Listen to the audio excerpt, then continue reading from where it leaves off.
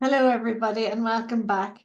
So we're on into our second half now of this series of climate writing, and what I kind of want to do now is edge more into being positive about our climate writing, because the danger is that people become paralyzed by fear of the future, and then they believe that there is absolutely no hope and there's no point in even trying, and then they just give up, or if anything, even behave worse and just say, you know what, I don't care, I'm just gonna, you know, not worry about climate footprints or, whatever that is. So I think as writers, as climate writers, our job is to show the way to people. So it's not just about highlighting what's wrong, it's about shining it like a light in the darkness for them.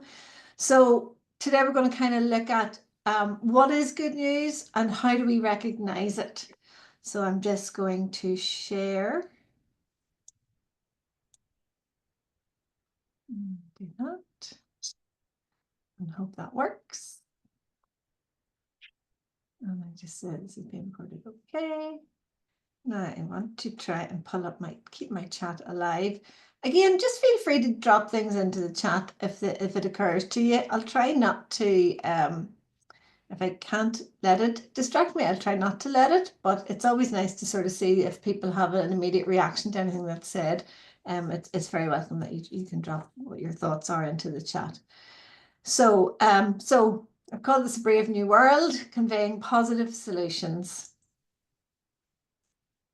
So our learning objectives today are to recognize positive climate news, to understand that the source of that news is important. And that's more about this term called greenwashing. And greenwashing is when a business or a government, for that matter, tries to tell you that, oh, this is good for the climate. It's a low carbon thing or whatever, but really it's not. It's just, they used to talk about clean coal. There is no such thing as clean coal. Coal, when it's burnt, produces carbon dioxide. Therefore, it creates carbon emissions. There is no clean coal. So it's things like that. Burning gas is not a clean energy option. Another example. Okay. So you need to understand then that the science is intact, that the science makes sense. So our first thing is then 3 ways to recognize positive climate news. So look for measurable improvements in renewable energy adoption. So, signs would include record-breaking installations of solar and wind power, falling costs of clean energy technology, or countries and regions reaching new milestones for renewable energy usage in their grid. I'll show you an example of that in a second. And then the second way would be to watch for major policy commitments and their successful implementation. So this could include countries meeting or exceeding, with that was the case, their emissions reduction targets ahead of schedule, or new ambitious climate legislation being passed, or significant investments in green infrastructure actually being deployed rather than just promised. So our governments are good at the promising bit. It's the implementation that's really important, following it through to the end. And then pay attention to market signals and business transitions, because often they'll include major companies following through on decarbonisation pledges, growing investment in climate solutions, falling prices for electric vehicles and other clean technologies, or traditional energy companies meaningfully pivoting their business models towards clean energy. So I kind of tried to pull out some examples of this, and again, I have links in the chat, and there will be a page at the end for links for people watching this later. And this was just something that I found. The reference to it is in the link at the bottom, and that's also going to be somewhere in the chat and at the slide on the end. But this is a really hopeful story where wind and solar generation of electricity has overtaken fossil fuel generation of electricity in 13 member states of the EU. And even the little bit of writing here actually highlights that, this is not just driven by a couple of countries or a few countries. There's 13 countries involved in this. So it's a really concerted, united effort. And to me, that's really hopeful. That's great news, albeit that it's a tiny margin at the moment, but the graph is definitely going. You can see here, the graph is definitely going in the right direction. So this is something to hold on to. And then just very recently, sort of hot off the press last week, COP29 concluded with a climate finance deal. Now, the finance deal was pulled back a bit. I think the countries were asking for, I think it was $1 trillion per year. They only got a third of that, 300 billion. When we get up into those trillions and billions, I get confused as to how much is each, how big they really are, because they're just so astronomically big.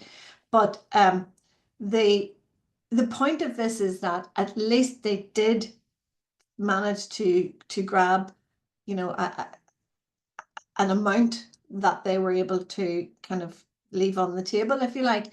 The UN Secretary General had hoped it would be a more ambitious outcome, but he does finish his statement by saying that this agreement provides a base on which to build. And I mean, that can only be a good thing. So again, that's positive, although again, tempered with the fact that it still has to be delivered. And again, there's a link to the UN information on climate change in COP29. But this is a great example of countries getting together to try and fix this. And then the thing that I find quite hopeful in terms of climate change good news is that, ironically, climate change is a financial risk to a lot of companies. Like on a business level, climate change is not good business. And so companies are going to try to mitigate that. So, a business can reduce its operating costs. So we're talking businesses from small businesses in your local, high street to big corporate businesses with like ranch and massive installations size. They can reduce their operating costs by making their buildings more energy efficient even. So they're not having to spend so much money on heating, and also then if they move away from a reliance on fossil fuels, they're not going to be sort of held to fluctuations in energy prices, or if there's a war happening and the price of oil goes up again, it's better for them to be linked into solar and wind power. So money talks, and this is how the money might actually talk to improve climate change, and that I find is hopeful. Also, reducing a business's carbon footprint can improve its reputation and brand image, as investors are increasingly concerned about the environmental impact of products and services. So this can lead to increased customer loyalty and potentially even drive new businesses. So, again, this idea that we as individuals are really quite powerful in the choices that we make, and what we buy and what we buy into will have an impact further down the line. And then just this idea that, if you own a massive business, say you're a big property business, and your property is getting damaged by extreme weather, then it becomes an expensive business. So businesses will strive to mitigate the adverse effects of climate change, and that can only be a good thing. So what have I got? Have I got a couple of wee extra notes here? Have I covered everything? Yeah, just this idea of damage from fires and storms is expensive for business. So if energy is moving away, or sorry, if the energy is produced from renewables, then businesses will feel like they are having an input into taking carbon out of the atmosphere, if you like. So here's an example of good news that has already happened, and it's an example of something that we collectively as a planet did to fix a problem. And I don't know if you've heard about the hole in the ozone layer. It's nearly old news nowadays, but back in the 1970s, scientists discovered that the ozone layer over Antarctica was thinning, and the phenomenon was known as the ozone hole. And the discovery was linked to carbon-made chemicals. The thing about ozone is that ozone is only it's not really, it's kind of a separate problem to the greenhouse effect, if you like. The ozone layer is a layer of a form, if you like, of oxygen that that prevents harmful UV light from penetrating the Earth's atmosphere, and it protects us from the sun's radiation, basically UV radiation. With this hole in the ozone layer and thinning of the ozone layer, there was an increased amount of carcinomas, skin disease, or skin cancer, and that type of thing, melanomas, because of this radiation breaking through. So there was, you know, of course, then we had to apply more sun cream and all that. So what happened then was we discovered that the thinning hole was linked to chemicals called chlorofluorocarbons, CFCs, and they were used in aerosols and refrigerants. So in something like a hairspray, for example, it was used to propel the hairspray out of the container. So in 1987, the Montreal Protocol was the first international treaty to be signed by every country in the world, and it entered into force in 1989. And what it did was it banned the use of CFCs in aerosols and refrigerants. So the results of the Montreal Protocol then meant that because of this banning of CFCs, around 99% of the ozone depleting substances have been phased out. The Antarctic ozone hole is expected to close by the 2060s, and the surface UV levels have been relatively stable since the 1990s. And the ozone layer is on its way to recovery. So that is great news. The Montreal Protocol is considered one of the most successful global environmental agreements and the greatest environmental success story in the history of the United Nations. And a recent study published in Nature on the 18th of August 2021 has shown that without the Montreal Protocol ban on CFCs, less carbon would have been stored in plants, vegetation and soil, which might have led to an additional 0.5 to 1 degrees Celsius of global warming. So really what that means is that without realizing it, we actually helped to reduce the amount of carbon compounds in the atmosphere. So we reduced the greenhouse effect a little bit by cutting out these CFCs, even though we didn't realize that's what we were doing. So the moral of the story is that we can do this if we all work together. The Earth is the only world known so far to harbour life. There is nowhere else, at least in the near future, to which our species could migrate. This is Carl Sagan, Pale Blue Dot, A Vision of the Human Future in Space, 1994. So we've known this since the last millennium. And the idea being then that we want to be those people that shine the light into the darkness and inspire action. And like Carl Sagan has said here, we need to look after this spacecraft that we are actually traveling in right now, because there is nowhere else to go. When we have ruined this planet, we're done. But we can fix this. We can bring it back. But we need action on every level. We need it on a global level with our politicians and our United Nations and our COP29s and all that level. We need it on a business level, on an economics level. We need it in an agricultural level because, for example, our meat consumption is too high globally. We need to normalize veganism, so that there are more options on menus, for example. I'm not saying that everybody has to become a vegan right away or even at all, but if we were to eat a little bit more, like vegan type foods where we're not eating as much meat, just pulling back maybe once a week for those of us who eat meat every day, that's a big difference. But our farming practices will have to be workable, and so that everybody has a favorable outcome or a favorable solution. And it's down to the individual. So looking at consumerism, reduce, reuse, recycle, buy second hand, think about the things that we actually buy and where we're sourcing them.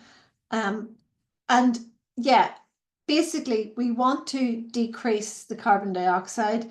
Solar and wind have their own environmental issues, but we have to triage, we have to tackle the carbon footprint first. We need to take the carbon dioxide out of the atmosphere and then address the other issues, because fixing the climate is probably the most important thing to do right now. Once we have that done, then we need to address habitat and habitat loss. However, sometimes in the fixing of the climate, we would be reforestation, reforestation would maybe help with habitat loss.